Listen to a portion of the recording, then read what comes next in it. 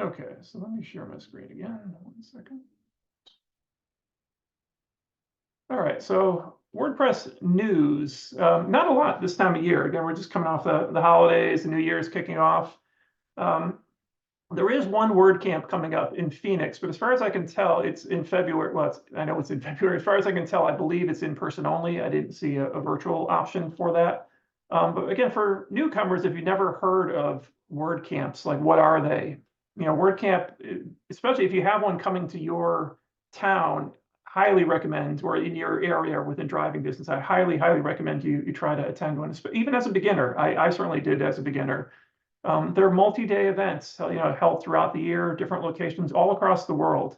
Um, like I said, they a lot of them went virtual during COVID and even last year, but now the majority of them seem to be going back to in person. So it's a great opportunity to learn a variety of topics, both for beginners, intermediate, everything in between, and also network with people there too. So you get to meet other people using WordPress for things you never imagined. I remember some people I talked to when I went to WordCamp New York years back, and it was just two people sitting next to me having completely different uses for WordPress. So it was a great way just to, like I said, kind of sit and listen to like-minded people. So you can always take a look at WordCamp Central is the place to go and find that information. It's also on the main WordPress.org site, which I assume Laura may mention that afterwards as well. So anyway, that's WordCamp. As I said, in February is the Phoenix one. So if you're in the Phoenix area, I highly recommend you check that out. And this one's just a real quick update. I saw there was a blog article posted recently, a couple weeks ago, around this data liberation idea. So if you go back, I think our last meetup, we did a summary of the State of the Word talk. So that's by the founder of WordPress. He kind of does one of these, end of the year wrap ups of what's going on with WordPress, what's coming in the next year or two. And this data liberation thing we talked about a bit in that summary, but it's starting up already, which is great news. And we'll touch upon this a bit when we talk about what WordPress is and some of the pros and cons. But there's a concerted effort now to really make it easier to import and export your information from WordPress, which again is one of the advantages of WordPress. So more on that. We'll put the links to this. We'll send this out afterwards, or obviously you can write these down yourself, or if you go to wordpress.org, look for data liberation. It's going to be something that is happening throughout the year. There's some guides there already, but this is an exciting area that should really improve in the coming year. That's all I got for news. I'm going to stop my share, and then Peter, if you got a tool or tip spotlight for us. I do. I just also put something, an event that I just looked up for a WP Career Summit, which is nice. a free event. The WP Engine has they've created a blog post. I'll put that link in, and then I'll get to the tool. Although these are all tools for us, aren't they? That shows these are some events, but more for like developer and hiring, but not really if you go through it. But I thought that was kind of interesting. All right, let me share my screen, and I'm going to talk about a plugin that I recently found, and I'm liking in its simplicity. And if anyone has used it, please let me know. Can you see my screen there? Yeah. Right. All right. So independent analytics.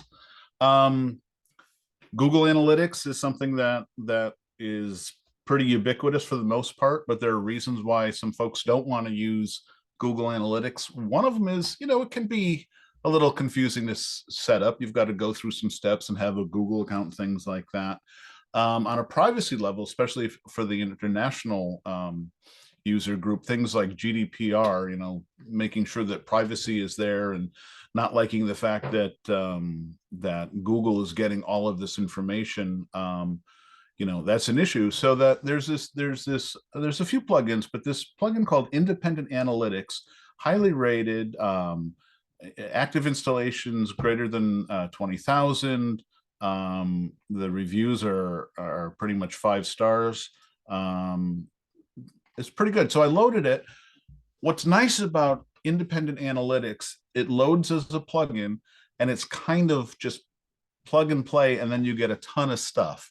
So I have it loaded on this is the hartfordwp.com site. It'll be interesting too to see if people use it to see what happens on the analytics side. One of the things in our site, we've got a plugin that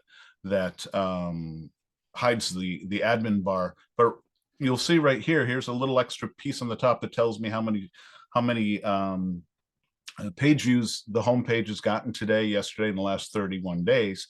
But if we go to the analytics dashboard of independent analytics, you'll see that it's really pretty amazing the amount of information that you can get. And there is a premium version that does even campaign tracking, WooCommerce, if you have an e-commerce store and all.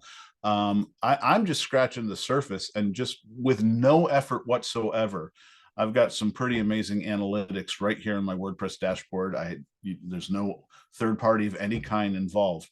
I don't know the impact on things like the database and all. I haven't gotten to that point, and right now our sites are pretty low traffic. So the amount of and I think a lot of users, like bloggers and things like that, they're not looking at huge amounts of requirements. A lot of times people say, well, how many people are visiting our pages, and here's a tool that can break that down and tell you which ones, since I installed this not too long ago, a week or two ago, what pages have seen traffic and all. So yeah, independent analytics. They do have a website at independentwp.com where then you can look at the pricing. I am going to buy the premium version to give it a try. Here's the extra things that you get, so I can kind of report on that. But I think this is pretty neat. I'm curious if anyone's heard or seen or used this tool, but yeah, I'm liking it. That's neat. Yeah, that first time I'm seeing it. Yeah, all those views, that was probably me today, Peter. Yeah, exactly. Cool, excellent. All right. Yeah, throw if you don't mind, yeah, throw that link to that tool into the chat, and I get a chance to grab it. So, all right, so let's jump into our main topic for tonight, and let me share my desktop again. Second here. All right, so as Peter was just showing earlier, and I'll make the screen a little bit bigger. We have, again, if you're new here for the first time, we do have a website, which again Peter put together. Awesome for sharing our slides, so people don't have to sign up for Facebook if you don't wish. And it's also just easier for us presenters, so we don't have to bop back and forth with slides. So check out hartfordwp.com. That's where you find tonight's slides and all of our previous presentations. So let's jump right in. So learning WordPress in 2024, and that's why everyone's here. And yeah, this seemed like a good time for it. This is a topic that Peter and I had talked about before, because we've talked about it throughout, basically since this group has been around, and that's one of the purposes of this group. But we thought it'd be good to look at things that are available now, and it's the good news. I would say, just to jump in real quick, if you're a beginner, now is a great time to learn WordPress. It really is, because there's so much available to you. So if you're just getting started, like I said, I think things are very good in terms of resources and stuff. So our agenda tonight, we'll do real quick speaker introductions. Who are we? And then, because we do have a lot of beginners, threw this in. So Laura and Peter can jump in and tackle this one together. But this comes up a lot. Like, if you're a real beginner, what is WordPress? Some people are here probably saying, I've heard the term, but I don't really know exactly what it is, and how does it compare to other things. So we'll talk about that for a bit. And then we're breaking apart this big topic into a couple pieces. So Peter will cover how do you get started? So getting started with WordPress. Laura then will cover really a wealth of resources, like I said, that are now available to you that just a couple of years ago either were not or a bit hard to find. So using the Learn WordPress, she'll explain what that is. And then in the back end, I'll throw out a couple of additional ideas. So there's a lot more, and not to get you overwhelmed in the beginning, but there is more beyond WordPress. So even kind of once you're at a comfortable beginner level, don't worry, there's always more to learn. So I'll cover that piece afterwards. So quick introductions, and then these guys can introduce themselves. I'm Ray. I'm one of the co-organizers of Hartford WordPress. Been involved in IT for 25 plus years as a software developer, software architect for some big companies. I've been using WordPress. I should adjust that at the beginning of every year. I don't know, like 8+ years, let's say, at this point. So I'm self-employed website developer here locally, married, no kids. I live in Newington, Connecticut, and I'm a geek. Peter. I'm Peter Ingersoll. I live in South Windsor, Connecticut. I grew up in Newington. I've been working on the web since the beginning, primarily using it for marketing communications. I'm definitely 10+ years. I have to update that number too. I'm self-employed, married to adult kids, and 3 cats that are sleeping on the tree just over there. So that's me. And Laura. Hi, everyone. I'm Laura Adamonis. I am very new to WordPress. I just started in March of 2022 and started my business in August of 2022. So I'm still learning, but this community has been really fabulous. Uh, I'm a content creator, business owner, and team rep for the Learning WordPress training team. Um, I'm married and have 2 kids. I live in North Carolina, Greensboro, and I'm originally from Chicago, Illinois. Uh, I was a robotics coordinator for our local science center. So I taught robotics, engineering, and coding. And I love Legos. Who doesn't?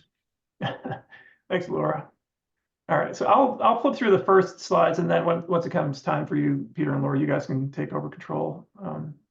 So let's start with the beginning, and again, this is one that hopefully we can tackle together. I have just 3 slides in this, so this comes up all the time, and like, what is WordPress?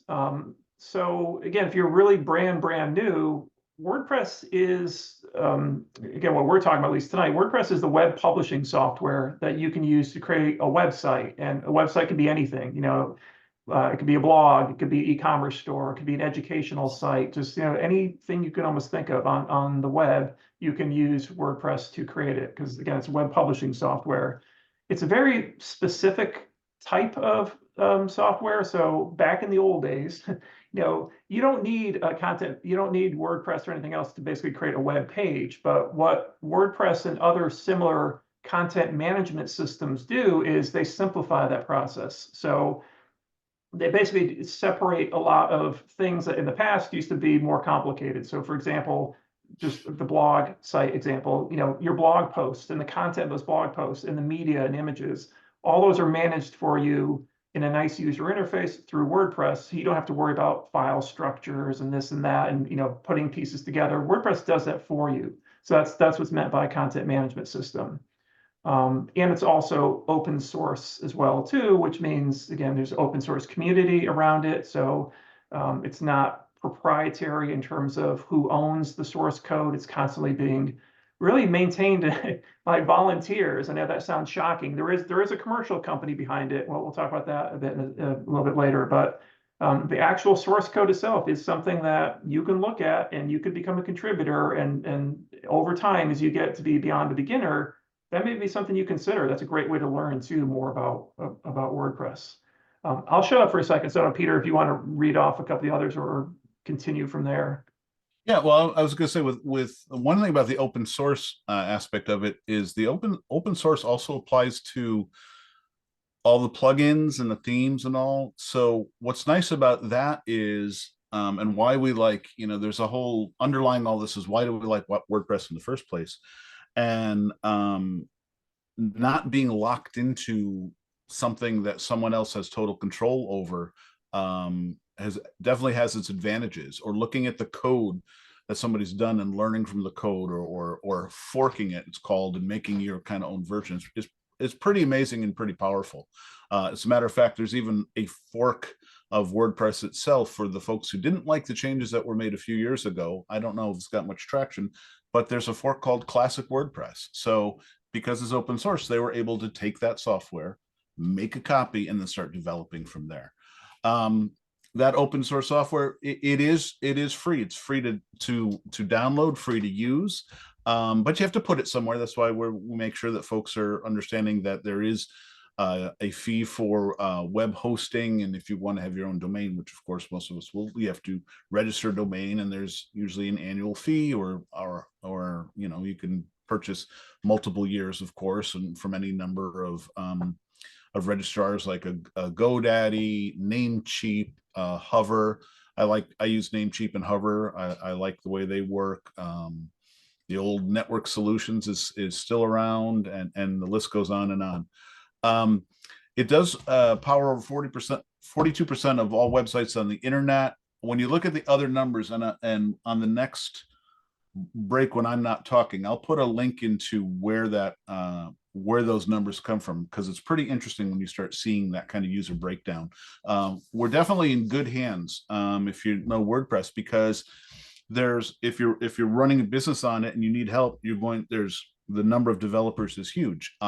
If you're developing a skill, that may lead to a job somewhere because you know WordPress and they're already using WordPress. It's great. It's made for people without any coding experience. I am not trained in coding. I dabble a little bit, and I've been able to do some pretty amazing things. But if you are a coder, you can, and as a developer, you can really get, you know, deep into the nitty gritty of it. And because of all this, and because of themes and plugins, it's highly customizable and flexible. And a theme of this talk will be, because of how highly we'll probably say it 10 times. I know I will, because it is so customizable and flexible.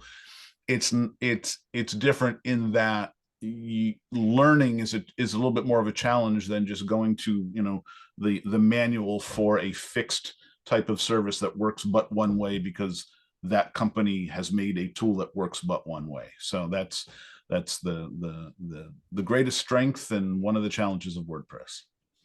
Laura, do you have anything to add to this too, or the definition of what is WordPress at this point? Or?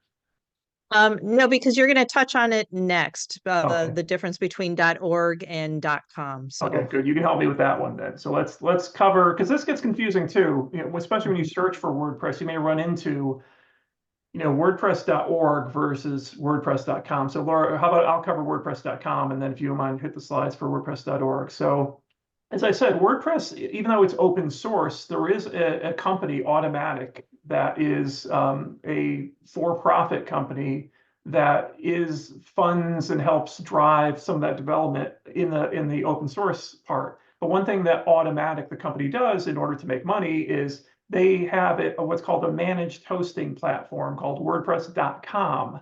So WordPress.com is a place where you can run the free WordPress software, but what you get for this paid service is things like backups. You can get a free domain, SSL. You can basically purchase hosting that you pay for every month. So they'll host your website. They'll take care of things that you normally can do yourself, but when you're in a managed environment, in theory, it's a bit easier for beginners because you don't have to worry about it's kind of if you had a mechanic living at your house taking care of your car, wouldn't that be great? You know, just changing the oil, that kind of stuff. You can do it yourself, but you know, this is kind of what you're paying for. But also you actually can, you know, it's hidden in the details. No, not so hidden, but you can use WordPress.com for free. They do have a free tier, very limited, but as maybe Peter, when he's talking about options for getting started, that's a way to get started. There's some limits around it, just so you know. So WordPress.com, paid managed hosting. So now WordPress.org. Laura, do you mind covering these? Yeah, sure. So WordPress.org is the foundation. So the creator of WordPress, Matt Mullenweg,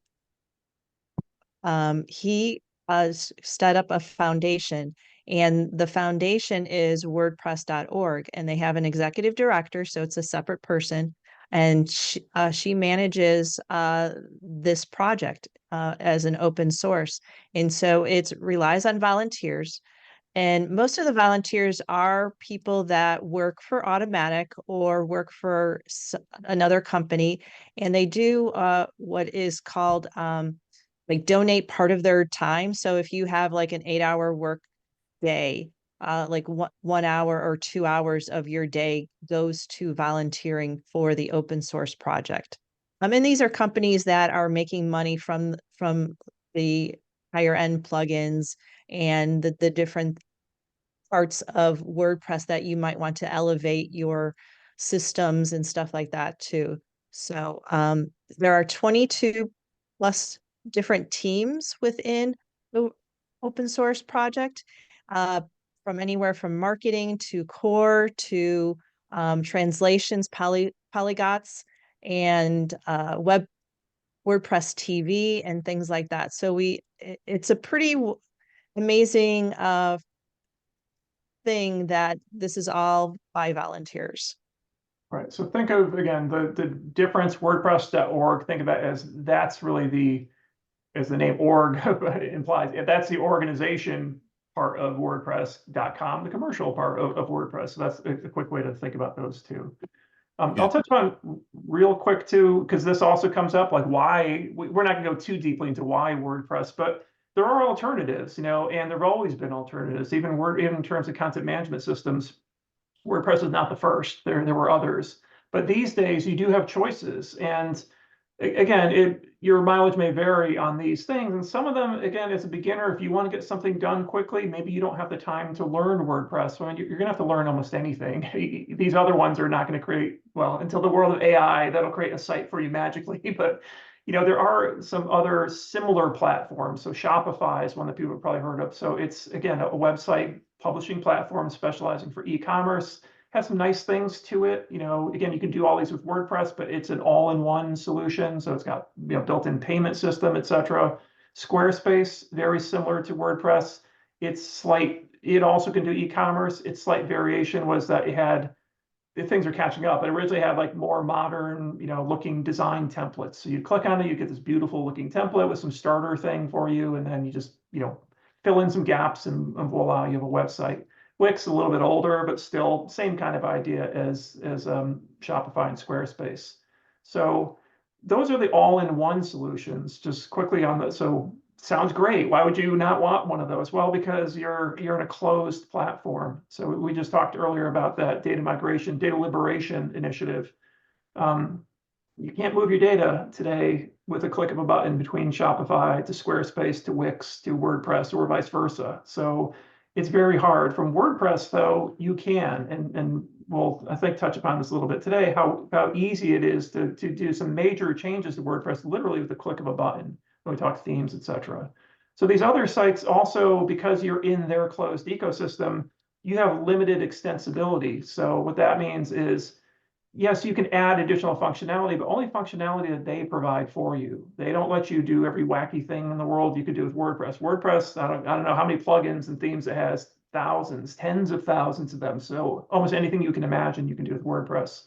And these other two, again, this is actually improving for some of them, the search engine optimization. So it used to be in the past that sites like Wix in particular were notorious for just not really very good output of source code. So a lot of the Google and other search engines would sort of penalize them or not, give them at the same level that they would a WordPress site.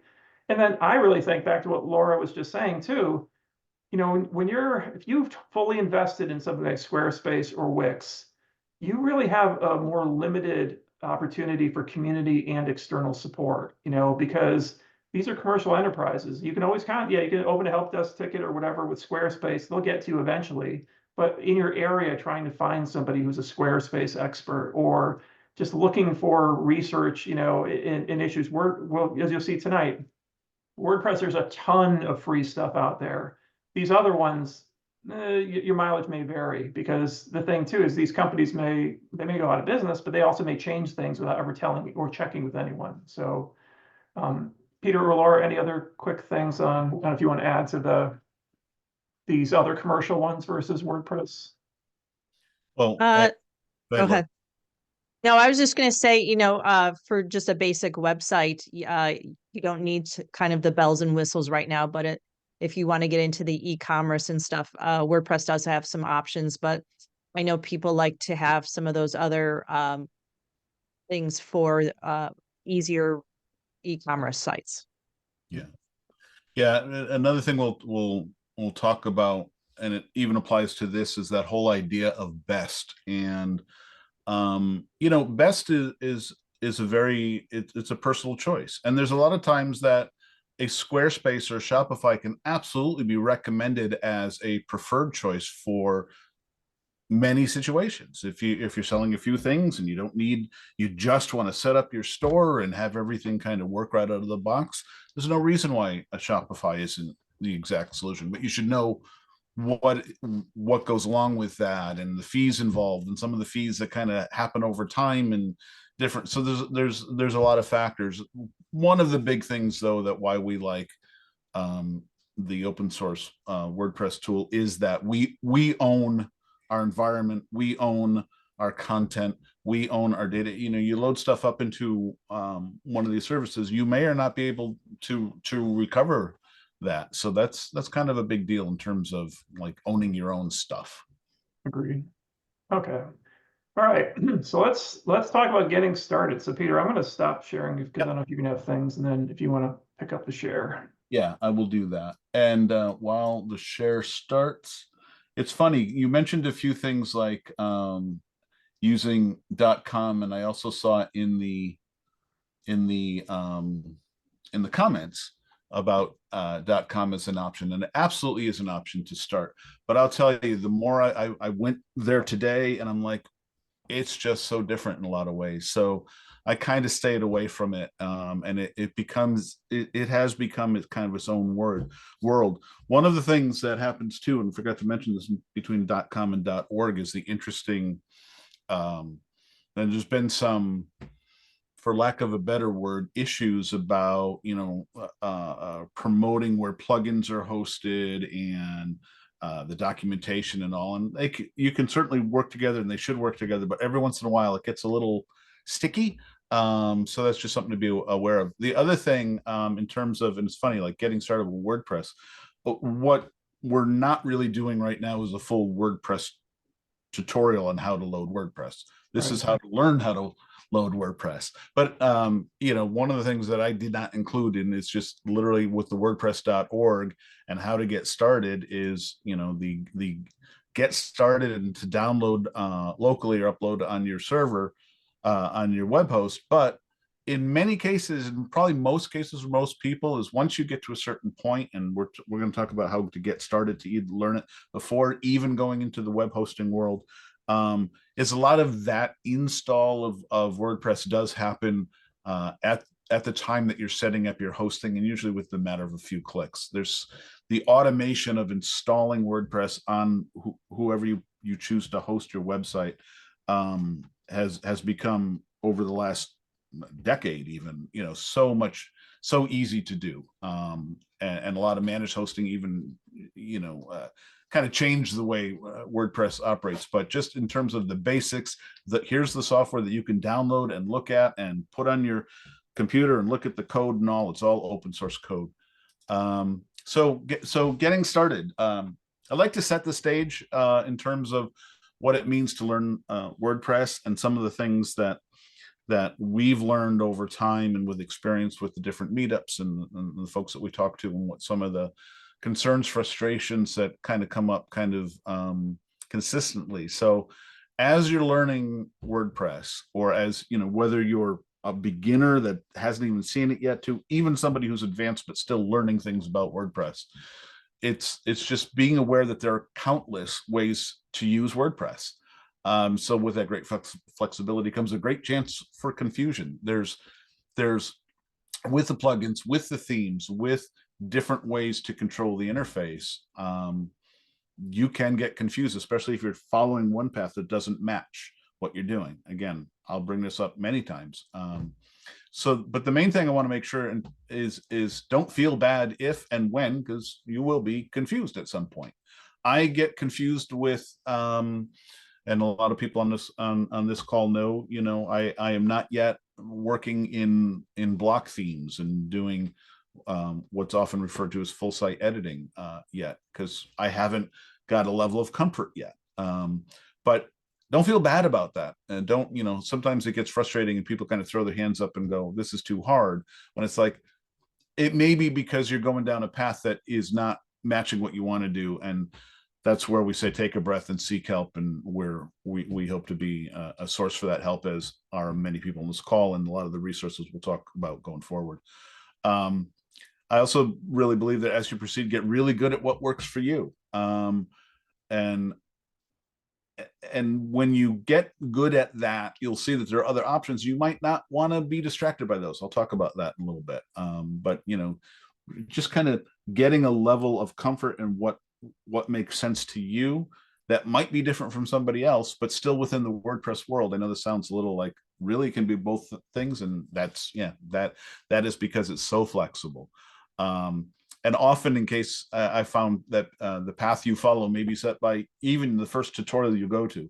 I'll have links later that'll say like how to set up WordPress in 2024, but it's very opinionated as to what tools to do. And if you follow that, that may be how you use WordPress going forward. That may be different than the way I use it, for example.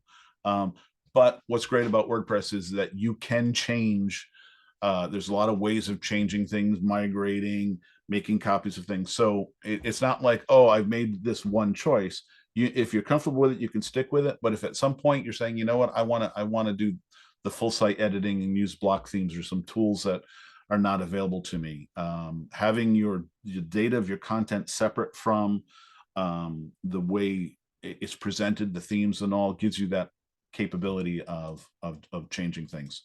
I went too far here. So let's make sure I'm where you're getting started. Great. Okay. So on here, I'll make sure this slide is current. As I said, much of what you find when you're looking for help may not match your situation. But when you are searching for help, there's some things to always keep in mind. The date of the info that you're searching, what versions of the software, whether it's a plugin, whether it's WordPress itself, a tool, and the tools that are used in maybe a tutorial that you're finding are very important. I use a lot of search filtering when I'm doing search, say on Google. I want to find something. Maybe the first thing I'm doing is selecting in Google, filtering and saying, just show me stuff from the past year. I don't want to see something that is from an outdated version, 4 years ago, 10 years ago. So even in the Google search, you can filter things using the filtering techniques in Google. At the end, if there's questions on how to do that, we can certainly show that type of thing. You can, like, I don't use Elementor, so I might put in my search the negative sign Elementor. So that's a Google search parameter that basically says, don't show me Elementor stuff. So having a little control over what you're searching for so that your results are more limited to what's appropriate to you is, when you get practice in that, it kind of helps, weed through the stuff that doesn't necessarily apply. Getting a general idea as we're doing here, and then focus. Very recommended. Get a feel for things, and then as you focus in on stuff, you have that baseline. We've had presentations in the past kind of talking about what makes WordPress work. We'll talk a little bit about that here today too, because the more you understand how things work together, the more when an issue comes up, you go, okay, it's probably, I can go down this path to find out what the challenge is, or ask for the right help. We're definitely making sure that encouraging you to ask for help here and other places is absolutely encouraged. As you're searching for help, avoid, and you'll find things on YouTube or all, avoid the best trap. And what I mean by that is, this is the best solution for that person in that opinion, definitely, but there is no absolute best, because again, there's so many ways. Best for you, best for your situation, preferred at a high level, sure, but a lot of times it's like, this is the best way to do it, and then you're like, oh, I got to throw everything out and go after that best way. You probably don't. And then, trying not to feel pressured by opinions or distracted by shiny things. There are some loud voices out in WordPress that talk about, you're not using WordPress right if you don't use this way. And that's absolutely their opinion and not applicable to, quite honestly, the vast majority of the users, especially the people who we're going to see in our meetups. And then another thing to be very aware of is the possible bias by affiliate marketing or, originator profits, meaning, somebody is presenting information that ultimately they're going to sell, make a profit. So of course it's the best thing. Of course it's what they're selling.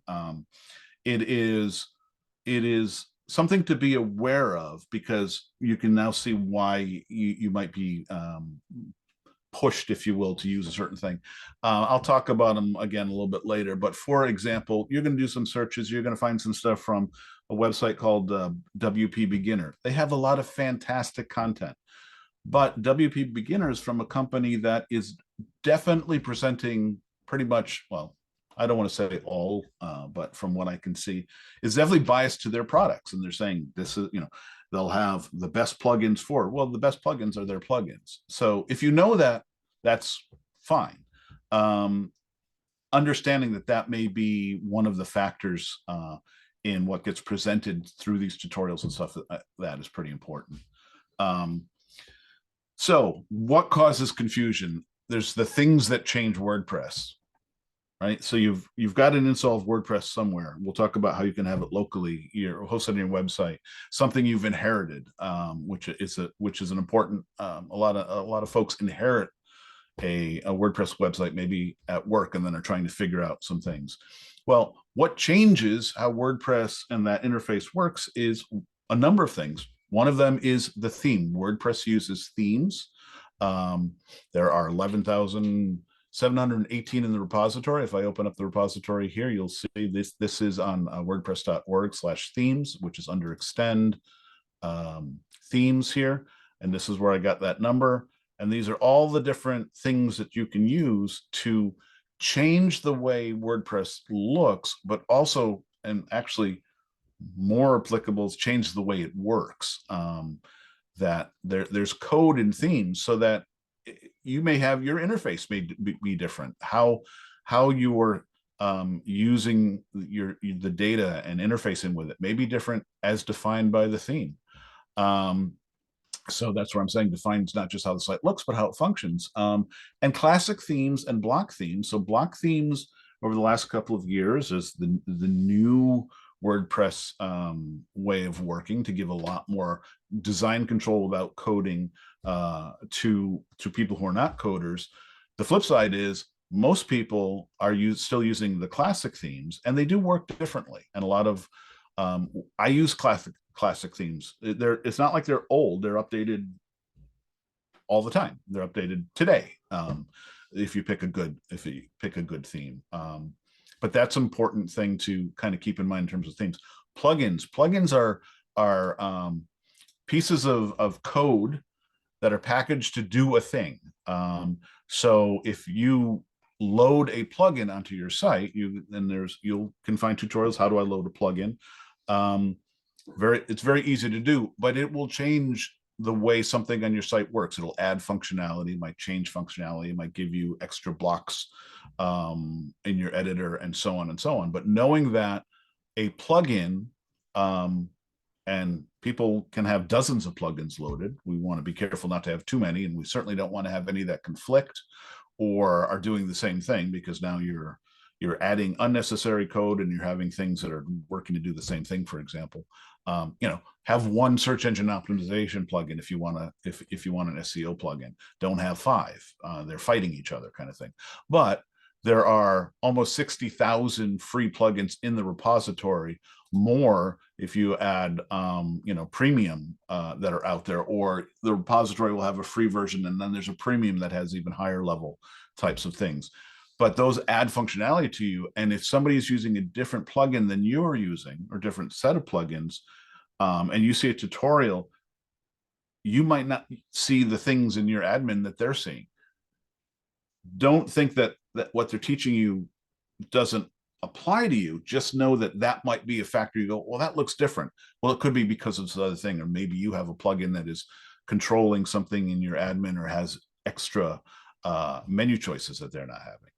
Page builders are basically plugins that add a full different editing experience. And when you go down the path of specific page builders, that totally change how you interact with WordPress completely.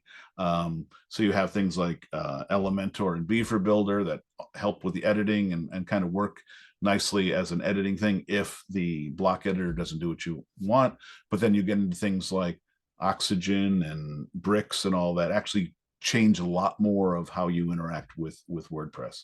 Custom code, another thing that can totally change, especially if you inherit a site. You find out, this happens to me all the time when I take over a site and I find that custom code has been hidden in somewhere and changes the way your site works.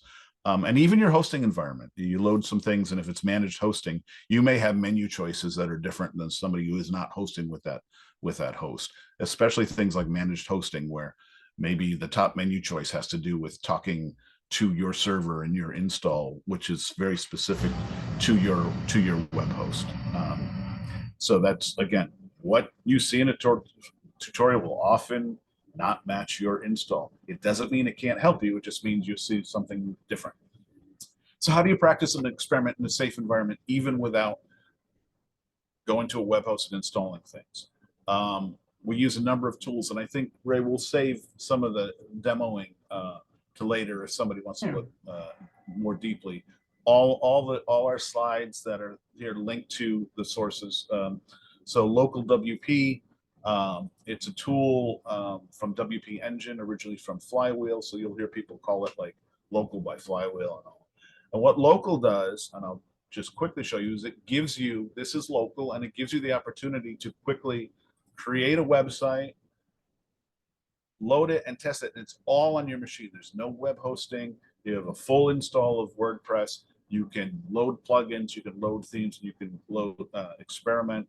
And this is, I would say, the most user-friendly once you get past the fact that you have to install it. And they walk you through the install process. They have a nice, simple, how to do it kind of thing. But this tool here, localwp.com, is a great way of just, and you can spin up multiple instances, multiple websites that run only, you can't share it with anybody. It's on your machine. It's for you to practice, experiment, test things. There are ways that you could then transfer, say you build a site locally and then you're ready to host it, you can transfer it through tools. We won't get into that now, but it's definitely I do have the link here. So install local. So this are the directions to do it. So great tool. Some other tools that you can use, InstaWP and TasteWP. These are both sites that you can spin up on their servers, a temporary site to practice with, to try a plugin, for example, is a great way of using some of these tools to safely work. And again, they're running full installs of WordPress. InstaWP is very popular and is often used by developers as a way that you can have a practice site with their tools. TasteWP, completely free to again, the sites might run from 2 to 7 days depending on what plan you're at.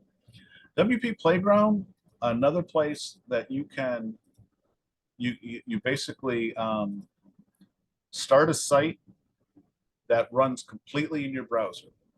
With one click, I am using WordPress on the back end.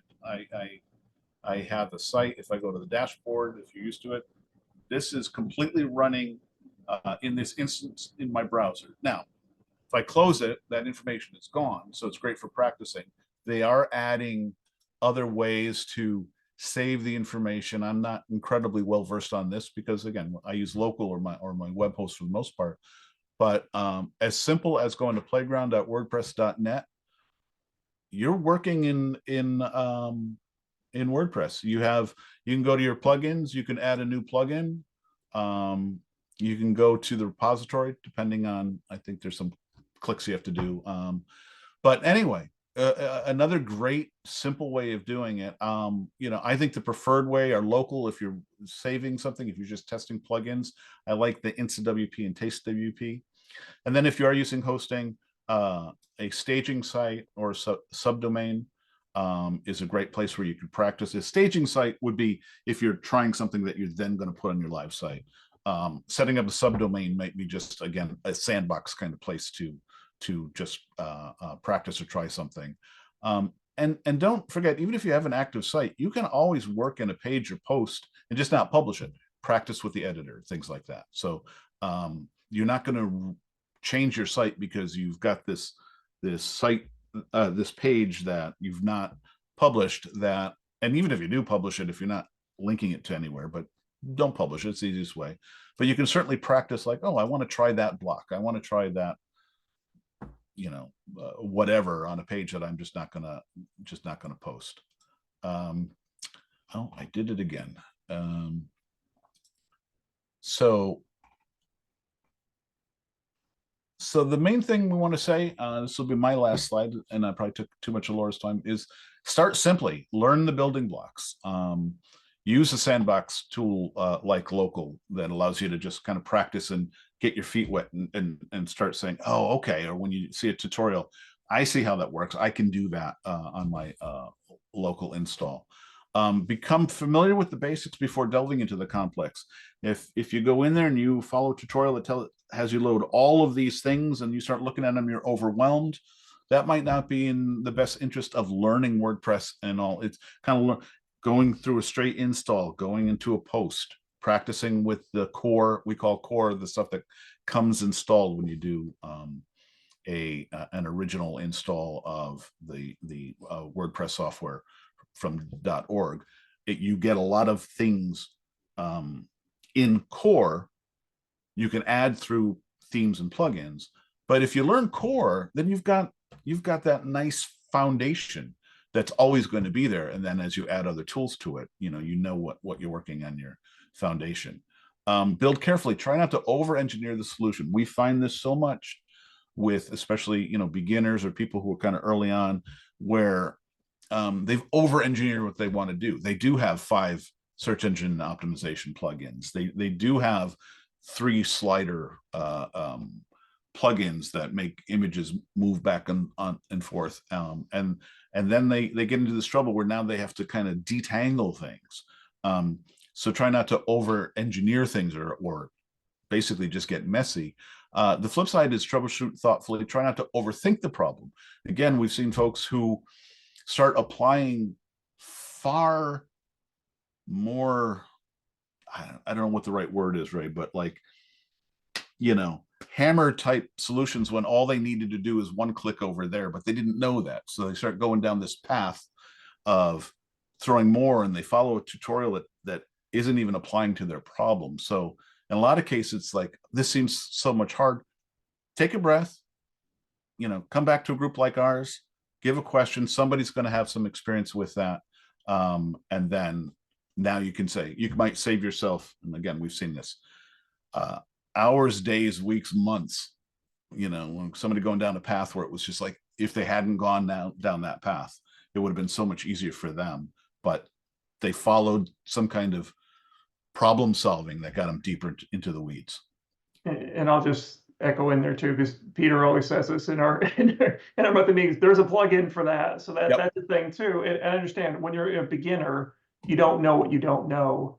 Right. But with WordPress, as you said, there's like 60,000 plugins out there. So pretty much any problem you have or any feature you can think of, there's at least one out there that'll meet your need. And again, sometimes it doesn't meet 100% of it, but maybe the 90% is good enough. So that's a key thing too. Before you think about writing something from scratch or starting from the beginning, there's probably something out there that does what you want. And that's the great power of WordPress versus what we talked about earlier.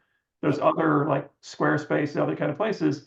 If they don't have it, there's no plugin. You're stuck with what they give you. So yeah, so in terms of then learning, one of the places where you can learn the building blocks is at Learn, which now is Laura.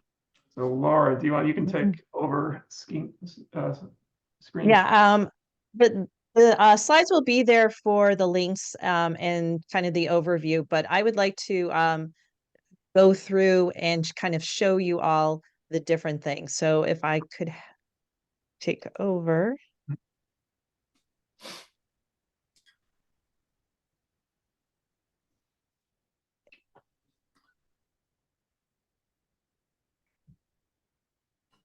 Sorry, I have an extra computer and I'm they swapped places for 1 No, and 2. and I'll take the opportunity to say, if anyone has any questions about what I brought up or anyone's brought up, Ray, I assume you're watching the chat. I'll start watching the chat on this. Please, we thrive on questions. Exactly. Can you guys see Learn WordPress? Yes. Okay. All right. And okay. Where did it go? Okay, there it is.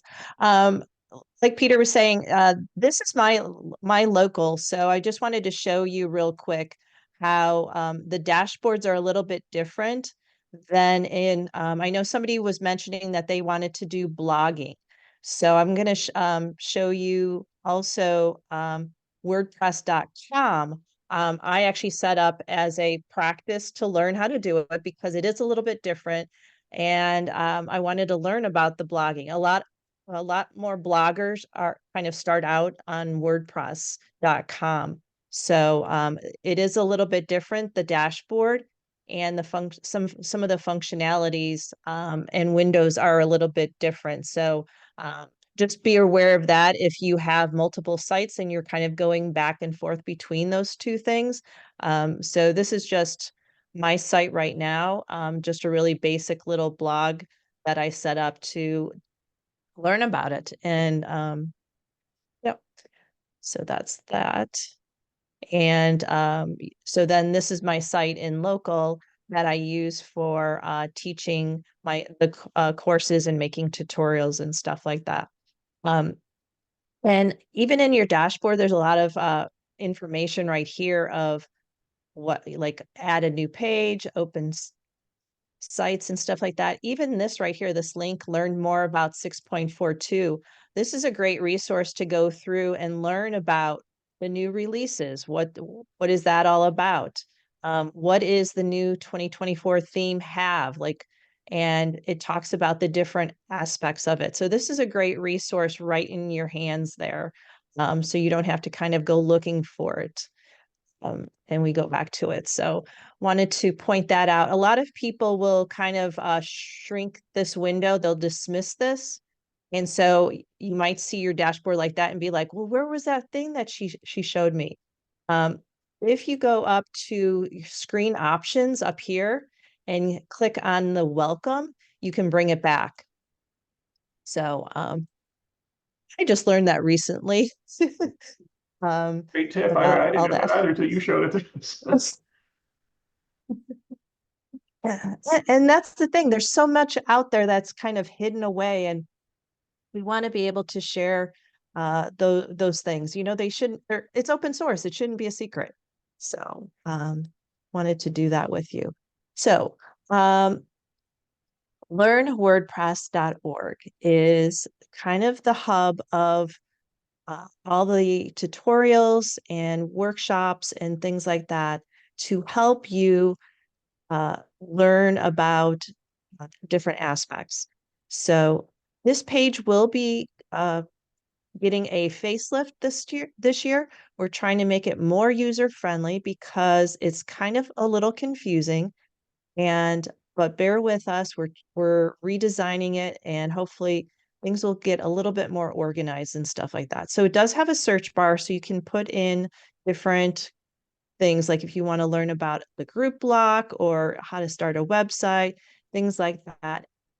And it's broken into tutorials, and tutorials are short little kind of one subject matter things about. So like I did one on the spacer block, just one little block, and the tutorial is like 5 or 10 minutes. Lesson plans are going to be a little bit uh, for more the person who likes to read. So the lesson plan is more written out, step by step of how to do something. It also has pictures of it, screenshots of the different areas that you would need to click on. But for me, I'm a visual learner, so I'll always love the tutorials or the things that have been videoed, and I can watch the replays. Other people are more auditory, or reading is their thing. So another thing is the courses. So I know a lot of you, I'm going to click on view all courses.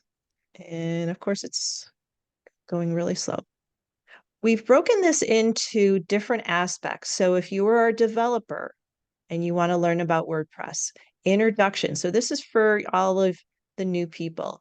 Introduction to WordPress, using the site editor, and then also contributing. So if we click on Introduction to WordPress, it kind of gives 11 lessons on getting started with WordPress. So that's, and then getting started with WordPress, get familiar, has 18 lessons. So it kind of brings all those things together step by step for you. Okay. This is an 11. So those things are there. And then, okay, I need to go back. Oops. Okay. Yeah, those are all the lessons still. Courses. Okay. Now we go back. And then if we scroll back down that page still, we have our recent tutorials. So these there's mine. I just did a tutorial. I had to do an update. I had to update it. So that's that. And we'll have the different ones. If you scroll down a little bit more, we have the upcoming online workshops. So we also do workshops, and we do them all over the world. That's the other thing that just blows my mind every day is the fact that I'm working with people on the other side of the world. The training team, we have 3 team reps who kind of help manage everything. And the other 2 people are in Japan. So, we had to coordinate times that we could meet at a decent hour to do meetings and stuff. And that just blows my mind. So, and then getting involved. And also, if you are an educator and would love to do a presentation and do that, or just submit a topic idea. If there's something that you haven't found, we'd love to hear from you of the different topics on that. So I'm going to go back up here. Now, if you click on the tutorials, it kind of comes up with a whole different page. So this is the one that I kind of like more because of the fact that it has the different headings up on the top. And that's what I kind of like. So then you can kind of go right through and you don't have to scroll through. It does have a little bit more filtering through it. It does have the search window still in that aspect also. Okay. Oh, where was that? Does anyone have any questions so far? I didn't see anything in the chat yet, but we can certainly, at the end, we'll open it up for Yep. folks. We can always go back to things if people want to see No something. problem. All right, so if I click on the online workshops, it's going to open this page, and this is just another way of seeing, and you can put this into a bookmark. I bookmark everything. I have so many folders for bookmarks and stuff, and I was just reorganizing them because I had a read later, and oh my gosh, I had too many things in the read later. So I was like, okay, you either have to read it now or put it away into a category for something else. But these are our different work online workshops that are going to be happening. And just like tonight, you signed up with the Meetup. This would be the same thing to do. So like next week, there is one for live streaming, reviewing the Gutenberg. So this is more for developers, but it will take you back to that Meetup. And so this is the Learn WordPress online workshops, and this is where all are. So make sure you join this group too, just like you joined the Hartford WordPress. I have a bunch of different groups that I'm part of within WordPress. And, even though I'm in North Carolina, I'm part of Baltimore, I'm in Rochester, I'm in Hartford, DC, And, whatever the subjects come up, it's really cool to be able to, the groups are still on virtual, that we can do meetups and stuff like that. Um, so WordPress TV is another part of our Learn WordPress online. And this is where we kind of have our workshops, the replays of those. So, and you'll also see from, from different countries too. So there is a way to do a filter to filter out for different things. And then also, we're starting to take our videos from WordPress TV and put them on a YouTube channel. So if you click there, you'll find us over. We're under the WordPress YouTube channel, and there's the workshop I did before Christmas. And that's just about the group block. And how to style it and stuff like that. So it's a good one. Um, and so we're slowly starting to put more stuff there. We're trying to get more into the community and let people know that we have these resources because, we, for some reason, you say WordPress and they're like, what's that? One of the fun things that's coming up is our learning pathways. So we're kind of taking those courses that I showed you, and we're going to be making pathways for a developer, for a designer, and for a user. And we're doing like a beginning, intermediate, and an advanced version of it so that you can kind of do one section at a time and build upon your skills and then move on to the next level. So that is our big goal. It was a goal from last year that we've brought into 2024. And so we're super excited. There's a lot of work that's been going into it, but we're pulling in all those tutorials and resources to make these learning pathways to help people learn in those different areas. And I have a bonus for you. One of the resources that I really love, and I'm going to put this into the chat, and I know Peter has brought this up too, is this blocks list. It's a document from the documentation group. And it's just a great resource to have because it tells you what all the different blocks do. And it gives a little background. So we'll look at a columns block. So when I click on it, it gives an overview of what the columns block is and kind of options and things you can do with it and examples.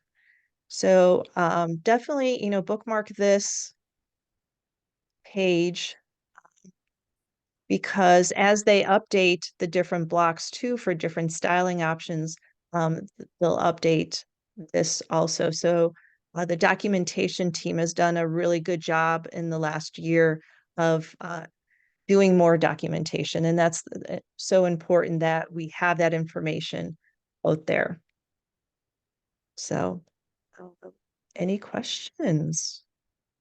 And I'll piggyback and steal a Mhm. little bit of glory for ourselves too. If you go back to some of our previous Hartford WordPress meetups in the past year, we've also done some deep dives into the blocks. So section by section, the text blocks. If you go back and watch some of those as well too, you'll get to see them in action too. We're going to continue that series going forward this coming year. So Yeah, and the block documentation is a little hidden just because of where it's placed and where it's under the link doesn't seem particularly obvious.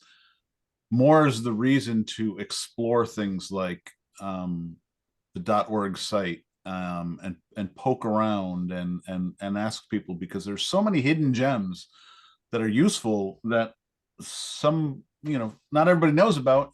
Even those who made it might think everyone knows about it, and they don't, because it's like, oh, there's this many links down. So we like to kind of bring those to light as much as we can. And later on, I'll tell you a project I'm going to be working on that I hope to help do that. Cool. And Ray, Can you go back to the make site, and or are we going to do that at the end to kind of show? I know that we kind of touched on it with you showed where the themes and the patterns are. I'm sorry, to which one again? You said the make WordPress or WordPress.org. I'm sorry. I could show. I think Peter showed a little bit of that, but yeah, you mean like where to find under extend? Yeah. So under extend is your themes, plugins, and patterns and blocks, and then under learn is the Learn WordPress, the documentations, the support forum is another resource that's kind of hidden too, which I don't understand why. yeah. And then developers in that WordPress TV is there too. So yeah, thank the you. developer section is being built out quite nicely, actually. There's a developer blog and all for advanced users. So yeah, there's a lot. And we know some of the folks who are doing some of the .org site redesign too, so some of the design elements. In fact, anybody can get onto some of these different groups, and like there's a meta team that that is also involved with the types of things. I actually spend some time there on what's on WordPress.org. So a lot of people making all this stuff happen. And I know we're throwing a lot of links and information to people, so don't feel like you need to furiously write all these things down. As I said, our slides, we'll just send out a link once we send out the recording tonight. You can just come back here, and hopefully you use this as a resource too, of come back, you missed something, or as you're learning, like, hey, I thought those guys mentioned something, come back here. You can always look at the slides afterwards and get to the links. So thank you, Laura. Again, yeah, lots of information. Going back to, as I said in the beginning of this, if you're a beginner in WordPress, now there's so much available to you. It's a great time to be a beginner. I think the thing could be, sometimes it can be a little overwhelming of where do I begin? And again, that's the, as Peter was saying, start somewhere, start simple. And we'll talk a little bit later too about some ideas we have from previous meetups of maybe how you can get started on something simple. So let's say now you've gone beyond beginner a little bit. Now you're a little bit more advanced, or you want to do something a little bit beyond just plugins and themes and all that. So where do you go next? So I think part of this, for me, having come from a software development background, in my former life as a software developer, there was always this it was true, but it was sort of this trope of developers always want to build everything themselves. They don't want to use anything off the shelf. It's like, no, I'll build that. Again, the wheel has been reinvented so many times by software developers because they think they know a better wheel. But behind the scenes, all WordPress really is it's, and most websites are using just at least one of these three technologies. So websites, by definition, are using at least HTML, but they're using HTML, CSS, and or JavaScript. A combination of those, sometimes all three, sometimes just a couple of them. So, again, when you want to think a little bit more higher level than what WordPress is really doing, those are the languages that are really the standards of the web across the board today. Again, and they're standards. That's the great thing. They're really set by a consortium. I'm not sure how often they meet anymore, but they define the languages, they define the rules for them, when those languages change, et cetera, et cetera. So the nice thing about having standards is that now, these days, for people who've been around longer, using the web from its Wild West Netscape days and all those, the web today, you've got it lucky, again, as being a beginner, if you're just starting off a web development, because most modern browsers, most of them behave pretty much the same. They pretty much all are, handling the latest versions of these standards, et cetera. In the past, you have to worry about, am I using Internet Explorer 6? The notorious one, am I using this? So things are more complicated, let's just put it that way. So, and the thing about websites too, that the nice thing about WordPress and anything on the web is these standards work across multiple devices. So you think about today, where you're going to see a website or a web application, using that term kind of loosely, it's desktop, it's mobile, it could be on your refrigerator, it could be on your watch, all that kind of, well, not your watch, but anyway, it's so many more devices as opposed to applications. If you're writing an application for a like a hardware platform like iOS, Windows, Android, those things are not portable at all. I mean, there's ways you can translate them, but you can't just run the same code without some work to run on those. WordPress does use, besides HTML, CSS, and JavaScript, it does use on the back end, PHP, MySQL. There was a chat question about that earlier, like, do I need to learn those things? I would say for the most part, no, unless you're really getting deeper into theme development or doing something on the server end. For most people, especially most, let's say, advanced beginners, HTML and CSS are probably good enough. We'll even skip JavaScript tonight.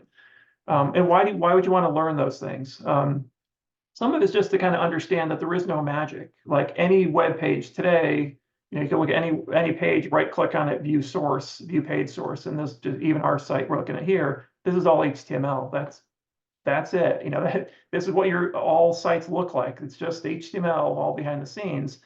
CSS is what you use for styling. So it's useful to know, but it's also practical to know a bit about these languages in particular, primarily to either customize things on your site. So beyond those plugins we talked about or themes, there may be that little tweak that you want to do that this block or this theme or it isn't providing for you. So knowing a little bit about where do I put that? What HTML element is that? How do I style in CSS? Those are really important things to get you a little bit beyond being a beginner and getting into this world of, you don't have to be a software developer, but just understanding a bit of code. So how do you learn that? Somebody asked recently. There's, again, great time to be a beginner. There's so many free resources out there. One of the best ones I highly recommend, and quite often you'll stumble upon this and not even realize it has courses, is W3 Schools. So I can almost guarantee you, if you were searching somewhere on Google for what is this HTML element, what is this attribute, something around HTML or CSS, the first answer that would pop up usually in Google comes from this W3 Schools. And usually it'll be like, to that specific question you had. But a lot of people don't know that W3 Schools itself has entire courses here that you can learn for free: HTML, CSS, JavaScript, Python, even PHP, et cetera, et cetera. And these, if you ever used, I'll show some of these later for the other ones I recommend too. The great thing about these is that they're interactive. So you're not only learning code, they're giving you examples. There's just, as Laura had mentioned before, there's different types of learners. I'm still old school. I started with the books. That's how I learned how to code back in the day. But these days, having that feedback of trying an example, seeing the result, et cetera, that's the best. That truly is the best way to learn. And I need to say that these books behind my shelf are just, they're collecting dust, because a lot of the information in the books, the language specific information, a lot of it's out of date. You want to just go online and search for it. So W3 Schools, excellent resource for free for online tutorials and reference guides as well. Some that are also a bit more structured that people may not be aware of. I'll mention this one first because I did one of these courses through it a couple of years back, Free Code Camp. So freecodecamp.org. I don't know if there's a .com version, but it's really a nonprofit organization that its goal is to offer free, complete, interactive coding courses. So just to show you, for example, you can also earn certificates. I think the certificates, that may be the paid piece, like you want to actually have a virtual piece of paper or something. But in terms of classes that they offer, if you look at 9,000 tutorials, et cetera, let me look at real quick their menu. So here's like different curriculum. So they offer a full responsive website design curriculum. So again, separate the certification piece from actually taking the course. But everything in here, you can either dive to something very specific. As I said, you can go, when we talk about those web technologies, that would be in something like responsive web design. So that's where you'll learn CSS, HTML, JavaScript. And again, these are full-blown courses. And in many cases, what I really like about these, I'm not so sure about W3 Schools, is in many of these, you'll be working on a project from beginning to end. And it could be a fairly simple project that builds upon it. So a great way to learn, just like being in a real coding boot camp, which can cost tens of thousands of dollars, if you roll in one where you're meeting in person. Which leads us to another one, Code Academy or Code Academy. however you want to pronounce it. It's very similar to Free Code Camp. They do also offer free courses, online courses as well, and some paid ones and certifications. So I think between the two of these, it's really your preference. I didn't even open up Code Academy on my browser. But all of these, any one of them, the nice thing about it is they offer you exercises. So you're not just reading text, you're not just following a video or something, you're learning by doing. And many of them have quizzes at the end to really help you retain your knowledge. You can go back to them. And some of them, like Free Code Camp, you're actually building a project along the way. So really an excellent way to learn those languages. So if you want to go beyond free, you can always spend money. And I would highly, I mean, there's plenty of places, but I would highly recommend probably the most well-known one, which is Udemy. So Udemy is an online learning platform, not just for software development. You can learn business skills there. You can learn, I don't know, I think they have, speaking, sort of soft skills things as well too. If you want to learn Microsoft Excel, you name it, anything around those kind of areas. So you can purchase courses individually, or now I just looked recently, they're offering a subscription thing. So for like $15 a month for like Netflix prices or so, you can basically get an a la carte. I'm not sure of all the courses, but you can get like more than just one course. I will say, because these courses are produced by others who then are selling them really through Udemy, your quality may vary. But again, just like any product you purchase, you can read reviews, read student reviews. Many of them you could sample them to, request refunds, et cetera, et cetera. So, there are some excellent courses there. And for the prices, I'll show you in a second too, you can't beat the price for many of these. And again, if you're a cheapskate like myself, they're always on sale. It seems like every month or two, I swear, just sign up for udemy.com, set up an account. You don't need to even purchase anything. You'll get their email newsletter, and practically every month you'll get 50% off or this off or coupons. So just to give you an idea, just talking about CSS, HTML, et cetera, they have several of these. I'll show another one in a second that I'll admit I probably went through 70% of it and then sort of stopped because it got a little too much in the weeds for me. But these coding bootcamp things, $17. I mean, who can beat that, And they also have stuff specific to WordPress too. That's another nice thing, because people are selling these courses. They are instructors who want to get paid for their instructions. So you can find fairly recent WordPress technologies like, using Elementor, et cetera, et cetera. So again, read through the reviews, try them out, look at the refund policies and all that. But just to give you a real quick example of what these things look like. Very similar to the other ones we talked about. So this is one that I had purchased. And the cool thing about this, honestly, I haven't looked at Udemy in a couple of years. I signed on for this, as I'm putting these slides together. The person who created this has been updating every year. So now I've got a 2024 version of a course that I purchased 3-4 years ago. I'm like, this is great. I didn't pay anything extra for it, and I've got it. So again, from a learning style standpoint, you can download resources. There's PDFs in here. You can watch videos. You can do examples, follow along. There's quizzes at the end. And as I said, from this is a web developer bootcamp. It starts simple. So HTML, essentials, CSS, et cetera. And you may want to stop there. You may hit a point of like, okay, now it's getting too deep. It's getting JavaScript. It's still worth the $15 or whatever it costed to get this. And again, I think sometimes having a structured course, we've talked about all the things that are available, all these links, putting them together into a package. To me, sometimes that's a great way to learn. It's well worth the $15, of your time. A last one too, that if you may want to check your local library. Again, libraries are fantastic these days. Even if you never step foot in them, just get your library card, because LinkedIn Learning, which formerly was called lynda.com, they got bought out by LinkedIn, et cetera. So all of the things, not all of them, but a lot of the online courses that were lynda.com are now part of LinkedIn Learning. Your library may offer that for free through your library card, or your employer. Again, if you're working, when I worked for larger corporations, that was one, it was cheaper for them to give us access to formerly lynda.com, because, rather than having their own on-site trainers. So take a look at that. Also, some excellent courses, a lot of WordPress courses on there too. So this was back in the early days when I was learning child themes, et cetera. There was a great instructor on there. His name escapes me right now. Same thing, there's videos, examples, things you can follow along on. So there's another excellent resource, maybe free again. All right, so finally, let's see, page, and yeah, other coding resources. I'll just tell you real quick. So we talk about, everyone knows about YouTube. You can find anything in YouTube. The problem is, and sort of Peter touched on this as well, it's the filtering and searching. So being good at what you're looking for, making sure you find current stuff, et cetera, et cetera. I'll plug us a little bit too, give a plug to the Hartford WordPress YouTube channel. And specifically, I kind of looked back as I was doing this, like we've covered CSS in WordPress. I think this one I might have presented, or Peter, I think we presented this together in 2022. So look at our YouTube channel. We have a lot of good stuff there, including this one of just getting started CSS.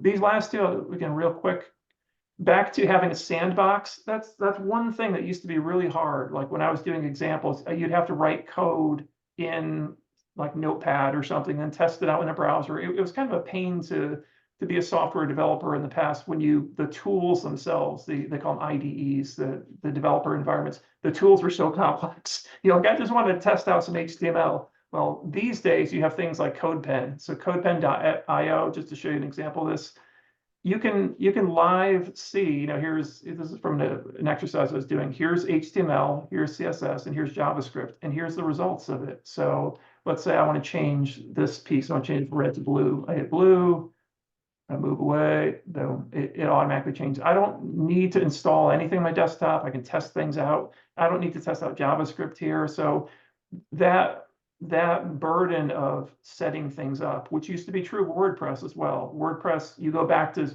old tutorials, they'll tell you to install a server on a computer. Don't stop right there if you see that. Make sure you have a modern tutorial for these things, because like I said, the environments are much simpler to do these days. Finally, I'll touch upon this one too. This is advanced to medium thing.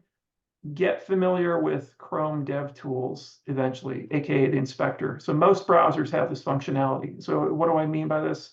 So in this case, I'm going to just highlight this piece of text. I'm using Chrome, or I'm right-clicking my mouse, inspect. So what is this?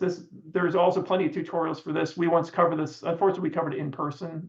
We don't have a recording of this, but it's understanding this. This is a live view of a page. So why would you need to know this? Because sometimes for debugging purposes, it's like, why is you think you're changing a style on a page, something's overriding it. You're trying to just figure out, what do I do? How do I turn this off? Getting familiar and comfortable with the inspector, not at a deep level, because that thing can be deep, but just at a basic level is well worth your time. Spend a little bit of time understanding that. So that's my coding resources. Free, paid, and some places. So this one, Peter, I think you've added some places to ask for help. Yeah. We don't have to go over every last thing because I've got a gabillion links, like sort of capturing them for a lot of reasons. There was a question about Ray about sharing the link to the Udemy bootcamp course that you showed. Yeah, the one I like, so if you search for, there's a bunch of them. The one I like is by the guy who has the hilarious name of Colt Steele. You'll never forget. Stele, Colt Steele. This is really good. I connected with his. I saw there's a newer one out there for, I don't know, this Dr. Angela Yu. Your mileage may vary. Dr. Angela Yu is really good too. I was teaching that course as part of another thing, and I actually signed up for her newsletter through her separate company too. So she's very knowledgeable. She really breaks it down for you. Yeah, and the cool thing too, some of these instructors, they're great. The ones who have been in it for a long, that's the thing too. You have to look at the quality instructors. Some of them have been teaching on these courses for a while. This Colt Steele, I liked him because he says in the beginning, he introduces himself. He's an actual instructor who's been doing, online instructions for like a decade or so. So that's, again, you want quality, and for the price, I mean, you can try them both. So hopefully that answered that question. But yeah, other places, you're right, so we can jump into other stuff. There's plenty of other, so there you go. You got it, Peter, right? I got it. Yeah. So the next few slides are a whole lot of links, chock full of resources. By all means, not definitive and somewhat opinionated. Also, I'm going to lightning round through them, because the link to this page is at the top. We'll put it in the chat. Someplace to ask for help here. hartfordwp.com. I've got a forum there where you can ask for topics, but I also said if you have any questions. Facebook for sure. If you're not a Facebook user, that's why we've got it on our site. WordPress help desk support. This is Eagle's site. Eagle is a frequent attender of many meetups, including ours. Eagle's on right now, and he does a good job of finding the resources and meetups and things like that are helpful. So link to his site will get you a lot of information. Other meetups on meetup.com, and another place that's really good is the newly designed. I don't think we showed this. Oh, yeah, that's not, that page doesn't exist because I clicked. I have to change that. That link, events.wordpress.org. Did we show this before? I don't know, but this is a newly designed. Yeah, we showed like a month or two ago, but yeah, it's great too. Yeah, exactly. What's nice about this is how clean it is for you to find things that are going on and to be able to, look for the WordCamps and meetups, whether it's online, which of course I really like. Other Facebook groups that I like, the WordPress accessibility group is great if you're into accessibility, and I hope everybody at least explores that. That's a great Facebook group. All these links will link to the Facebook pages. Some of them are, I guess most of them are like, you say I'd like to join and you get admin lets you in. Web creator community if you're a Cadence user. WordPress.org itself has a Facebook group. Dynamic WordPress for more advanced users. This is a fantastic group by David McCann that has to deal with things like any kind of dynamic interaction, like advanced custom fields and things like that. Covers a lot of stuff. WordPress Hub, help for beginners, that's a Facebook group, and there's plenty more. You were mentioning your CSS. I grabbed some previous Hartford WordPress meetups. These are all YouTube links to things that I think apply to newer users who are learning first. So I put those links there. And Peter, just for that, sorry to scroll back, because it seems to be one of our most popular ones on YouTube. Maybe there's no keyword research done for this thing at all, but the Let's Build the Site Together Part 1 for absolute beginners. Just watch that. I mean, it's like 90 minutes or so of that'll show you. And I'd say most of it still applies. I mean, I'm not sure what the dates were. When did we publish that? That was at least a year or 2 years ago. Yeah. I'd still say that that's a good starting point, because I think we not to pat ourselves on the back, we cover a lot of things to do even before you dive in. It's like, especially images, so more of the big picture stuff. But then we do in that series, we sort of stopped after 3 because we kind of ran out of ideas for this website. But I think it's a great one that shows the steps if you want to watch how do I get started, some things to think about, etc. So yeah, that's a good one I think to look at.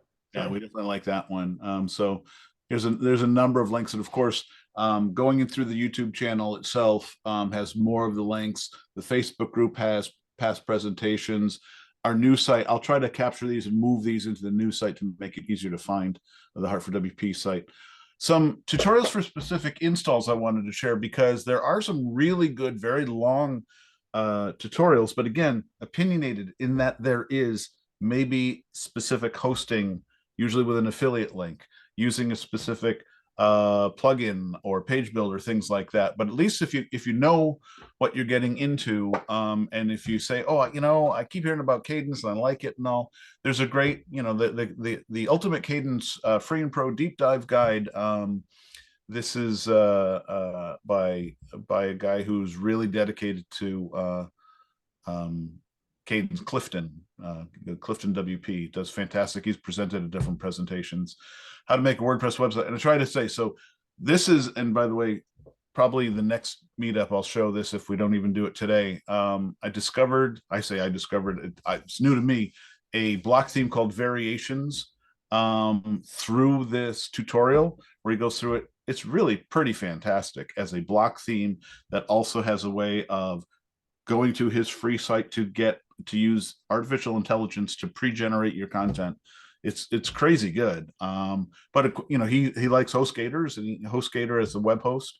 I wanted to make sure again that when you're looking at these things, that there may be some selling, but it's definitely opinionated.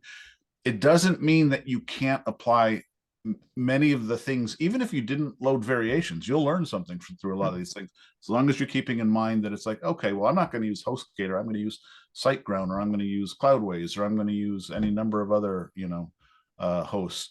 The same guy had a previous one where he used Astra and Elementor. And again, his opinion is Elementor is the best. And I believe the same guy, his name is Tyler Moore. And I just discovered him. He only does a few, but this is Elementor on SiteGround, using the SiteGround installer. That's another one that he's done. And then on online, another guy he's an affiliate site. He's in this case, he's using Cadence, but on PX hosting, but then he's loading affiliate plugins and things like that. So again, as long as you know what you're getting into, and also try to say, hey, here's something that I found that I thought were interesting, definitely specific. More helpful resources. That is, WordPress itself has the YouTube channel. Their WordPress TV and the YouTube channel. There's some cross posting and things like that. Jamie Marsland, I mentioned a lot. He is a fantastic. Let me show you how to use the block editor. Let me show you how to use block themes. And a lot of the web hosts do some great tutorials, great blog posts, and all. We reference Kinsta a lot. Kinsta redesigned their site. I don't like it personally. Sorry, Kinsta. But their tutorials are really good. WP Engine blog is really good. Hosting or tutorials. Hosting companies benefit if you understand WordPress and then get hosting with them. So it's a really nice relationship between the hosting companies providing a lot of helpful information, if not opinionated, but still very helpful. Solid WP used to be iThemes. They have tutorials, and there's live events that I go to every couple of weeks. And then I think Sue, who's not here anymore on this call, is a premium member for even the smaller group. But that's where I get the new WordPress plugins, the news updates, things like that. Again, WP Beginner, great resource as long as you understand that they're selling their own products in most of their tutorials, but it doesn't mean you're not going to learn something. And they have a lot of stuff.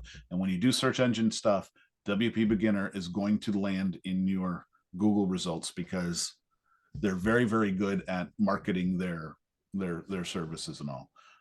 And then what I'm working on is the WPList.com site. Feel free to go there and just go in there and give me your email address. And once I get working on it, but the whole idea is I want a curated list that uses very nice filtering to go in and say, if you're using this tool and you're at that tool or whatever, here's some things that might apply to you. It's a big task. I hope I can do it. Other people have tried. I understand swimming upstream here, but I'd really like to do that. I've even listed some themes that we like, because for new folks, and I say me, but we've talked about them before, classic themes and block themes. This is the variations theme that I was talking about that I'm really enjoying experimenting with, and the site that goes with it for generating the content and the block patterns behind it so that you can quickly whip up sites. And what I'm also listing is that these, for people who are looking to do this kind of quickly, but still you can learn from it, these are excellent themes that also have like tools for starter templates and a lot of pre-built stuff to really kind of get you further down the line more quickly. Again, I'd really recommend learning those building blocks. It doesn't mean you can't also use things that speed up the process and get you to where you need to be sooner. And that's that lightning round. Cool. Question? I was just saying that's the end. All right. Well, I think kind of, and we usually have a wrap up kind of slide, but I do want to give people a chance to ask questions themselves.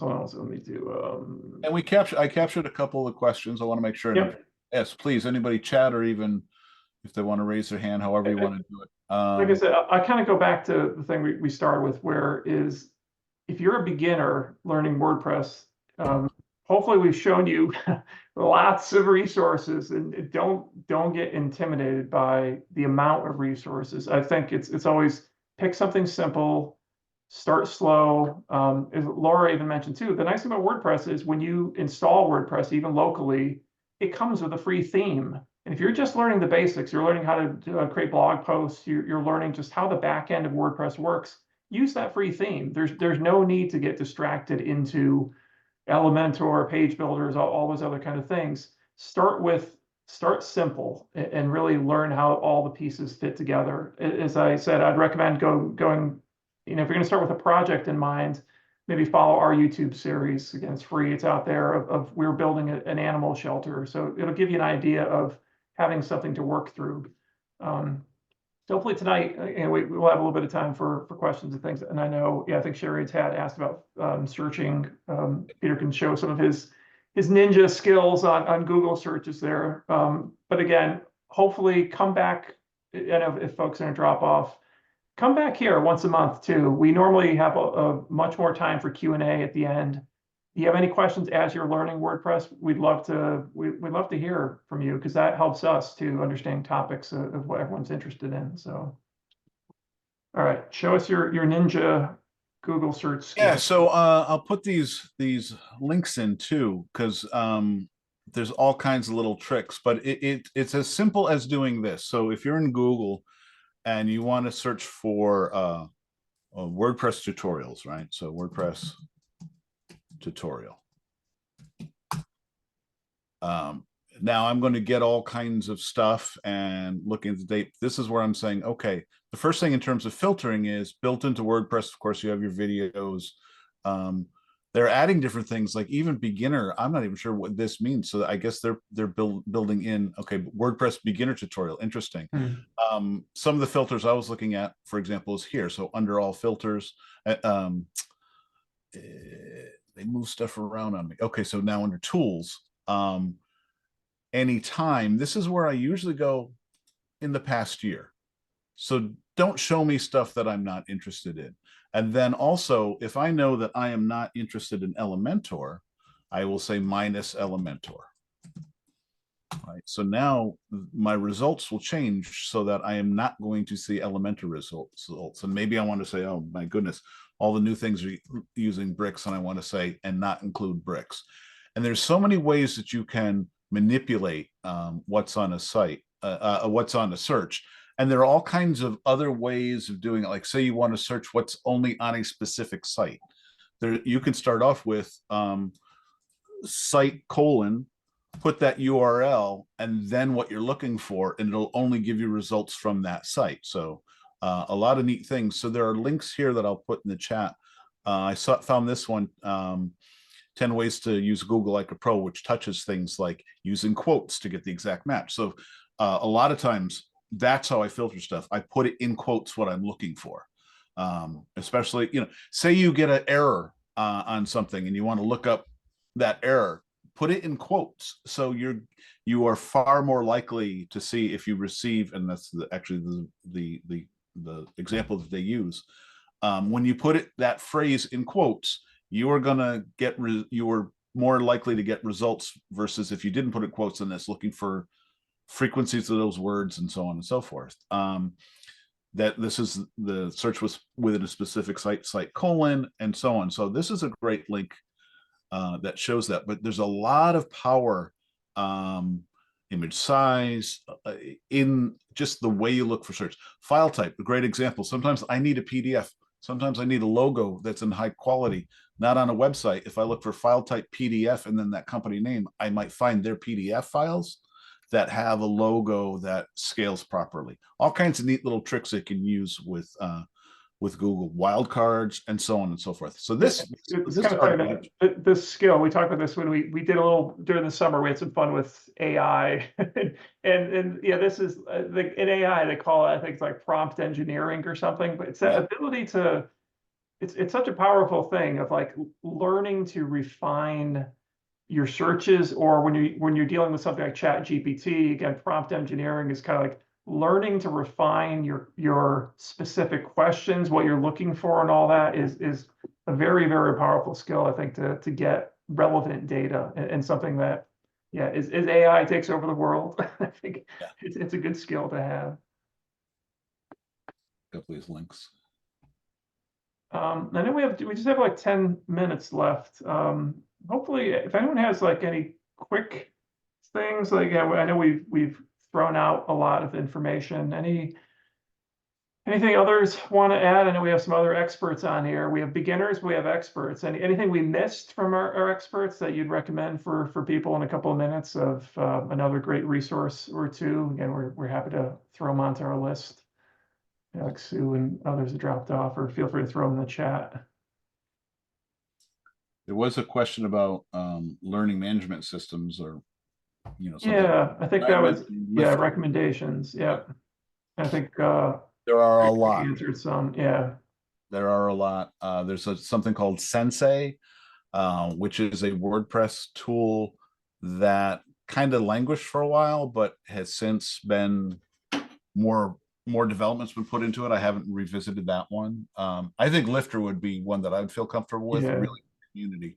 A lot of these tools you look for, if you find a really strong community where you can ask questions, and there's and you'd mentioned, I think Laura mentioned it too. The nice thing about WordPress, not in all cases, but in many cases, especially the plugins, there's usually a free tier. So at least it'll give you enough to make you, again, as I said before, don't reinvent the wheel. There's probably a plugin that does what you want it, what you're looking for. Try the free tier first. And if you're thinking, boy, it does 50 or 90% what I want, quite often that additional 10% is in the paid part. But time is money. It's one of those things, like again, I work with clients sometimes too, and they're looking for either free stuff or like just spend whatever the license fee is for things. So if there's any question, Peter Shung this as well too, is from nonprofits. We have a whole other presentation, which I think we did record, of if you're working on a website for a nonprofit,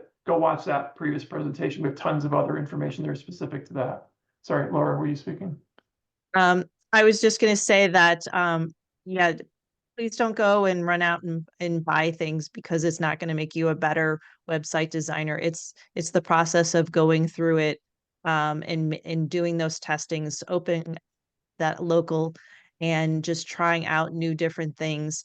I started my website with just those as my portfolio. I use that as my portfolio, the different versions of different themes that I tried within local. And I never have bought a paid or premium plugin so far. That's great. And that's great advice. And I will just to tag one thing on that too. I agree with that. Even beyond plugins, it's even from a learning standpoint. Like I said, I think now there's a lot more available. But I'm guilty as charged. You can't see my other two bookshelves off to the side here, but sometimes there's that, I forget, there's a term for it too, of like, you buy the book and you feel like, oh, okay, the book of how to lose weight. You bought the book. Oh, there we go. I've lost the weight. No, you haven't. You just bought the book.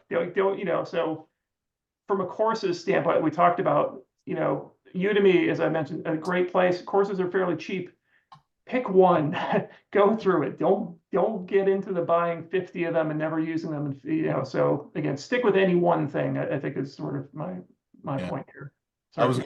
I was going to bring up the like some of the things to stay away, piggybacking off of what Laura was saying, that years ago and still to this day, although ThemeForest, I guess, changed because I just went to look. So many people got a theme from ThemeForest, which and that's another type of theme which I can call sort of the Swiss Army knife, but that's not even accurate. It's just like stay away. Yeah. People get them because they look, oh, that's the business that I want to look like. And then you fall into these traps of these develop and pay money and gets really confused and nobody can help you. I'd rather see you go into things like any of the tools, and I link to those, and there's a lot of stuff in with patterns and all, where you can get a good, well-supported theme, and then what you're looking for are the block patterns that are already created. They're on .org. There's a whole section that's being built out with patterns, or if you have a theme and block plugins that have stuff pre-designed, you can build these sites rather quickly because they're giving you, a lot of the stuff. This is a much smarter way than going to like a ThemeForest that is so specific to that versus your platform is as flexible as it can be, and now you're just bringing in the block patterns to build your site out. So Agreed. you could do another new updated tutorial on just that topic alone. Yeah. Well, yeah, I don't see any other questions in the chat, but definitely, again, thanks everyone, especially first Yeah. timers for joining us, and definitely thanks Laura, especially. Thank you, Laura. Hopefully not painful. So for others, our other experts who join us every month, see, we love to team up with more people for topics. But yeah, for beginners, like I said, I'll send out a link tomorrow to the recording. It usually takes a little while to upload that to YouTube. Also a link to the website, our hartfordwp.com website, in case you missed that. So all the links we talked about today are there. We highly encourage you, and again, if you've come for this first one, come back. We hope we didn't scare you away, that we especially, like I said, we look forward to getting suggestions from people. We truly do. It helps us plan things. And sometimes those suggestions may not be a full topic. Maybe you're starting to build something. You're like, hey, I'm stuck. We'd love to help you and use a session like this for that. Or look at your site that you've built. We love doing those kind of sessions too. So please come back. You can reach out to any of us through Meetup, through the Facebook group, etc. And again, hopefully, as Peter was saying too, don't be intimidated. There's a lot of stuff here, but just take a deep breath. You're gonna, you'll get through it. Everyone has. And again, we hope you learned a bit tonight. So thank you. I just wanted to say I put a link into an event that I found that's happening next week called Hey Creator 2024 Virtual Summit. It's a free, like 4-day, 5-day workshop on content creating, digital content creating. So if you're interested in that aspect of it, just came across it from somebody's newsletter, Nice. Excellent. I will sign up for that. There you go. Because I can't not. I think it's the guy who runs ConvertKit, which is what Brian and Sam use. Yep. Nathan. Yep. Cool. So free resources. There we go. Free. I like free. Free is good. We all like free. All right. Well, thank you everyone again for joining us. Again, we hope to see everyone back and have a good rest of your day and rest of your week and stuff. So take care. See you everyone. Bye.